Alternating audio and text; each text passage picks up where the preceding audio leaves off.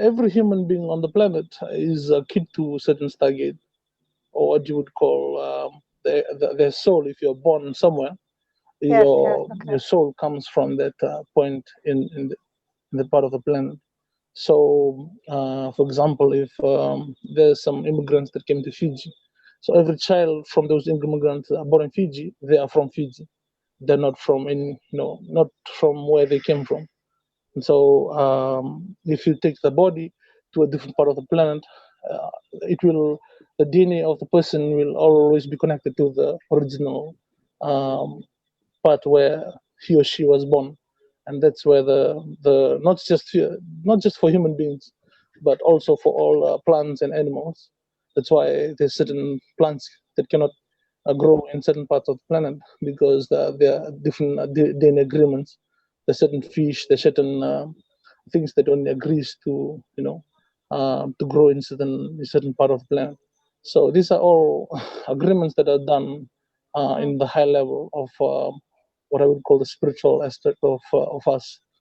And so it's problem is I can't if I speak Fijian, you'll be able to understand it much easier because in our native tongue is easier to actually translate and to speak about it. I'm trying to look for English words to try. I'll speak about Fiji because I mean for us here, it's not just Fiji that talk; it's the whole entire region. So that Yes, includes the Australian, the native tribes in Australia, the native tribes in New Zealand, the native tribes in okay, Hawaii, the native tribes okay, that connected that with you guys, okay, the East Island, and to our connection to our our sovereign brothers there in the Americas, from North, South America, and we all guardian of different parts of the planet, and that's why that's where our sovereignty is connected to. And so when we speak about restoring sovereignty, it's something that it's not just a word. It is something that is much deeper, because we're not just connected to this planet, but to this timeline or to the past. We're also connected to the future because of this. So if you see what the trust is, it's multi-time also. It's also connected to the different timelines in the future. So what Kim has is what I would call um, I don't have a word for it, but we call it in my language Utunyalo. That's what she has. Utunyalo means the heart of all the souls of the planet. That means all the living things, all organic and inorganic aspect of. That's what she has, the Utunyalo. So it would be uh, this is an example was there in the Bible. It was also there in Egypt, and so Moses actually stole it from Egypt. So when he moved, he opened the Red Sea with it, and he stopped the sun with it. So that was the technology that Kim has right now. So it's something much older. It was borrowed from us because we had an agreement with Solomon about it, and so so many people still, I mean, have forgotten that Solomon, was able to actually use the gateways because we had one, and they had another one there, in the one they were using in the different parts of the planet. But we have, we brought the Ra Confederacy. I would call my tribes or the guardian here. We brought it from where we come from when we came to help restore this timeline. And so I'm speaking to you.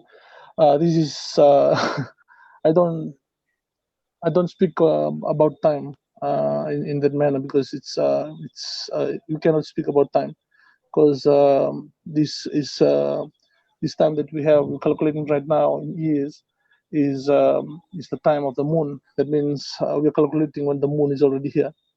So before the moon was here, there was a different sense of time. So we all brought the moon together. we set up this agreement and we regenerate the planet. And so, what we're doing right now is just completing that restoration plan. So the restoration is not just the beginning right now. It's been happening for, for hundreds of millions of years in even before Atlantis, even before all those other different timelines that existed.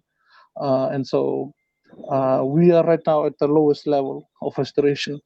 So now we have to move up. And once we do this, it will help all those other timelines heal as well. And so it's, what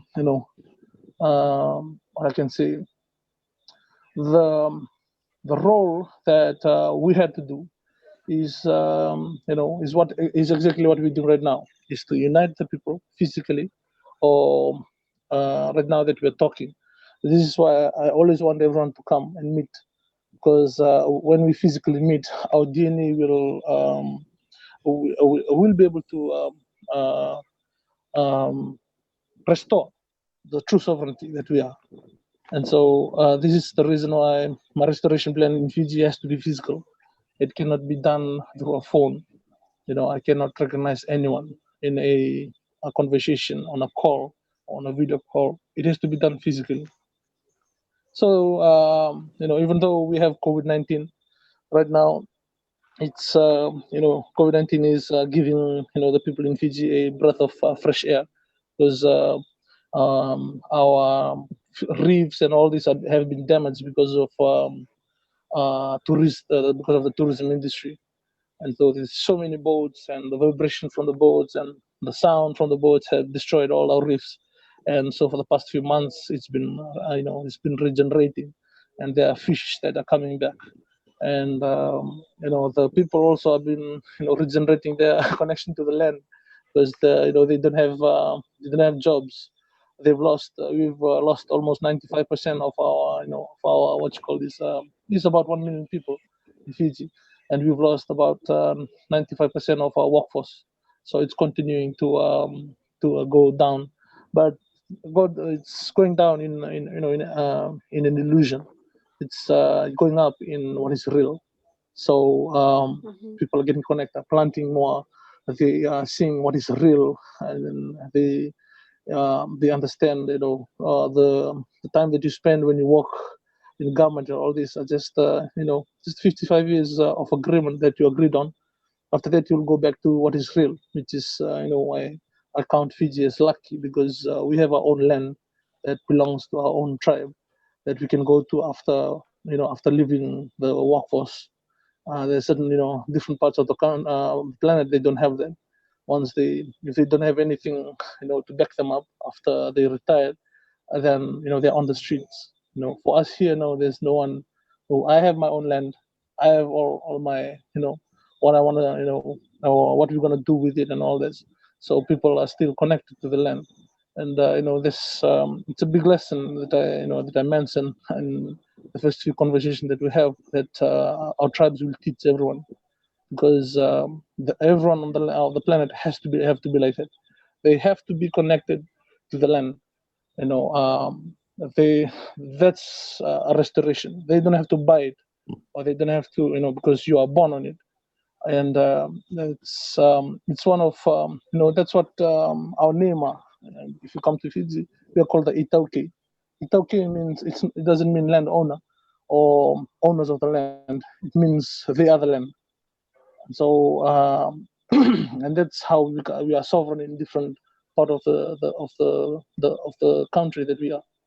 And so it's really good that we talk about it. So you have a basic idea of how the environment of sovereignty that we have in Fiji, and how we can be an example, and maybe people can actually learn from it.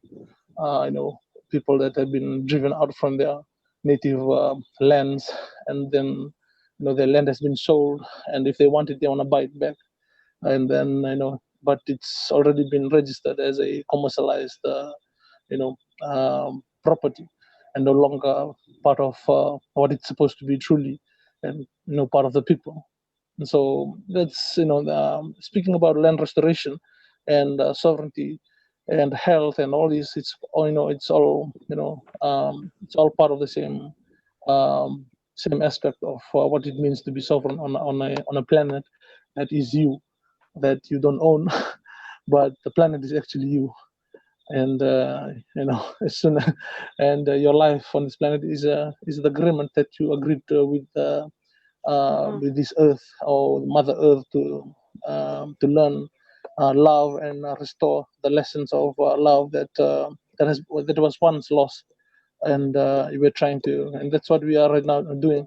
We're trying to live short lives so that we can get back the information through our DNA to try and heal this planet that was once almost taken by the what I would call the dark forces of of the probability of what has happened.